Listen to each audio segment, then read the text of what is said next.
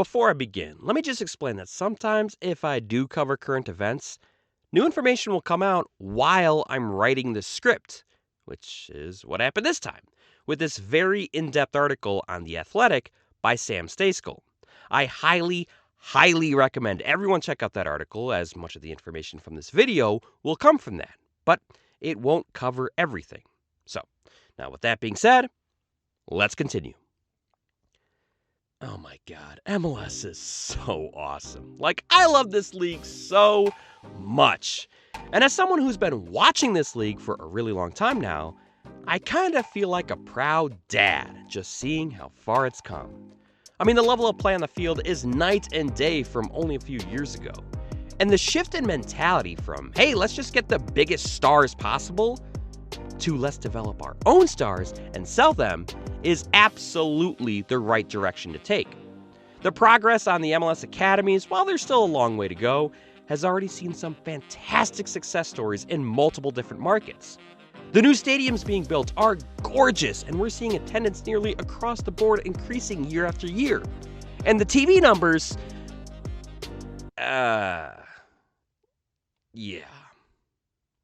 still not great. Even myself, a passionate fan of this league and someone who probably defends the league more than I should, even I can recognize that for all the progress that MLS has made, it still struggles to win with the TV markets. That's why a lot of people were really excited about the new TV deal. Because the current deal nets MLS $90 million a year from ESPN, Fox, and Univision. However, some of that money does get allocated to U.S. soccer as one of the stipulations for signing the deal. It was reported that with the new deal, MLS would be bundling in local, national, and streaming rights to games, and would be seeking $300 million a year, which would be 3 times the number they're getting now. And none of that money would be allocated to U.S. soccer, which just means more for MLS. Now that sounds pretty good to me. That sounds like it could be a real game changer. But now, according to this Athletic article, the number that MLS is likely to get looks like it's going to be closer to just $150 to $200 million. And that's not all. A lot of people were hoping to see MLS branch out to NBC and CBS in the next TV deal.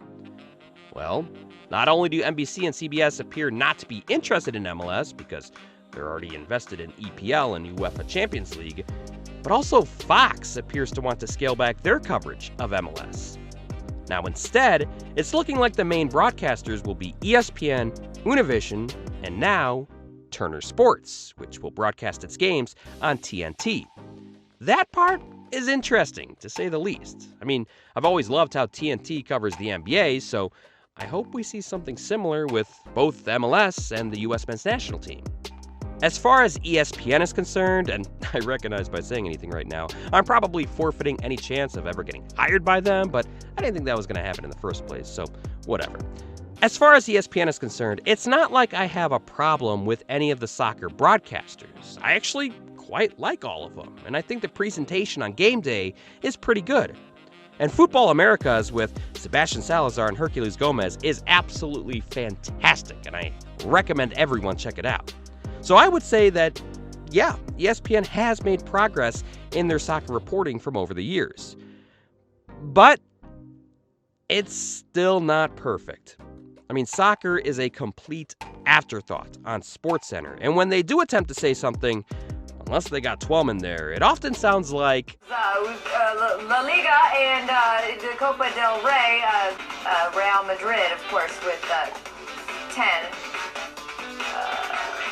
What are we doing? Okay, so if they give the SportsCenter anchors some soccer training, or hell, have them not go out of their way to pretend like soccer doesn't exist in this country, and if they give MLS some more national games, then I do think we'd see better TV numbers, because the more games there are, the higher likelihood you'd have of casual fans tuning in and getting hooked. So yeah, that sounds good, except sources are predicting that with the new TV deal, ESPN will be carrying a similar number of matches as the current deal. So, a game of the week and some select playoff games. I think that deserves another, now perhaps we shouldn't be shocked. I mean, Why would the league get a massive TV deal without massive TV numbers? It's not that the numbers are shrinking. I mean, they are for the most part growing year after year, but the growth hasn't been nearly as fast as predicted, and it hasn't been as fast as it needs to be.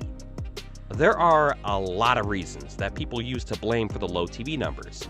People think it's the lack of pro rel, people think it's because the product in the field isn't good enough because of the salary cap restrictions, and some people think it's just because the haters refuse to give MLS the time of day. But the reality is that MLS is still just a niche league. And you can't just point to one factor as the ultimate reason for the shortcomings on the TV numbers. There isn't going to be one magic fix to make everything golden. However, that's not to say that some steps can't be taken. One common complaint that I've heard from many people is that MLS just isn't that accessible. I mean, it's not just that there are only 2 games on national TV a week, usually one ESPN and one Fox. It's that people don't even know when they're coming on. Sometimes the games are at 1:30, or other weeks they'll be at 5 p.m. or 4 p.m. or 7:30 p.m. Like, there's never a designated time slot just for MLS games. In contrast, when you look at the NFL, it is the same thing every week. You know without fail that on Sundays, there's going to be the 1 p.m. games, and then the 4 p.m. games, and then Sunday Night Football. Every single time. Now, Major League Soccer is at the mercy of the TV networks, so I can't really blame MLS on this one. I mean, the TV networks, they're just going to fit it in when they can. Yep, cram in as many games as possible, can't spare a single minute, start the MLS match a millisecond after college basketball, even though they damn well know that college basketball games never end on time. But with that being said, what I can blame MLS on is how much they market these games. Admittedly, I don't have the numbers in front of me, but I've always felt like there needs to be more ads on every platform, especially when the times keep changing every week. Also, I know, stars and big markets drive the ratings, and I know you gotta show those teams the most, but come on, there are some markets that just get no love at all.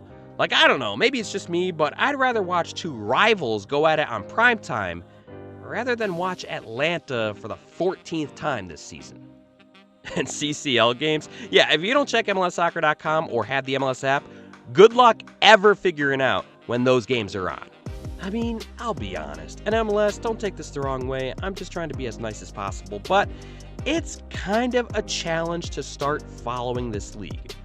ESPN Plus is an absolute necessity. It is mandatory if you want to closely follow the league. If you're only interested in watching the local team, that's fine because most markets have their games on local TV.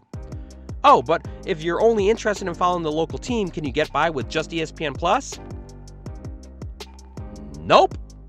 This is because of the local blackouts, which I know isn't just unique to MLS, but let me just say, blackouts are garbage.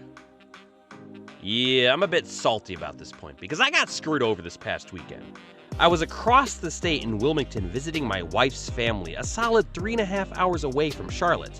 But I can't watch Charlotte FC on ESPN Plus because that's still somehow considered the local team. And my wife's family doesn't have the cable to be able to watch the game, so, I was out of luck. I don't get it. I paid for ESPN Plus. I want to support the league, a league that needs all the support it can get. Hell, even my wife is starting to get into soccer after I took her to the Charlotte FC home game. She wanted to watch, but we couldn't because we were in the local market 3.5 hours away from Charlotte. I'm sure there could have been a way to log into the cable website and put in our details, but we didn't have the details in front of us. We couldn't do that. And you know what would have been an even easier solution than that? If we would have just streamed the game illegally, which, oh, by the way, does not help contribute to the TV ratings. Now, I didn't do that because I'm a good boy, but I'm willing to bet there's a lot of people out there that don't care about that just want to watch the games. Why are you making it hard to follow the local team? I mean, I keep hearing that soccer is growing in popularity, especially with the younger generations. And what are the younger people doing? They're cutting cable. They're going to streaming. Unless you already have a die-hard fan, you're not going to get cable just to watch one team. Blackouts are preventing potential new fans to fall in love with the local team. So MLS, please figure this out, because those blackouts are ridiculous. Okay, I gotta calm down. I got a little heated there. Now, one thing I do think can be a major factor in the future is the Leagues Cup. According to the Athletic article, as of right now, there is little interest in this point in the English language rights to the Leagues Cup, which surprises me a bit. I mean, Liga MX is the most popular soccer league in America, and the MLS and Liga MX rivalry is going to explode with this month-long tournament. Yeah, I know, some people are still mad, calling this a cash grab, but let's be honest. People are going to watch this. I predict this month is going to be where the highest ratings come from. And I think there's a chance that ESPN and Turner Sports will see how well Univision is doing with this and change their tune come 2024. At the end of the day, this new TV deal unfortunately doesn't appear to be what's going to bring MLS into the mainstream. While it is a definite improvement over the last TV deal, I don't really know how much different it's going to feel other than TNT stepping into the mix. But we also need to remember that MLS is still really young. In the Yank Report's interview with Herculez Gomez, one of the things that stood out with me was when Herc described watching Liga MX games as a family affair. And with a lot of people, you are born into fandom of a certain Liga MX team.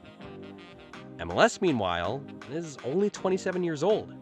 These connections to teams that last generations hasn't happened yet. A lot of us are the first ones watching. So it's entirely possible that a league of the 5th most popular team sport in this country, that's also competing with other leagues around the world, that's also really young, hasn't reached its peak yet. And it's entirely possible that it isn't even close to hitting its peak yet. MLS is still growing, and it's only going to keep improving. Once Gaga Slonina makes the final stop in the PK shootout against Ghana in the final to win the 2026 World Cup, then I think we'll see soccer really explode in this country. And you can bet that the next TV deal after this one is going to truly revolutionize MLS. Thank you for watching. I'll see you next time for Tijdeke den Vloes.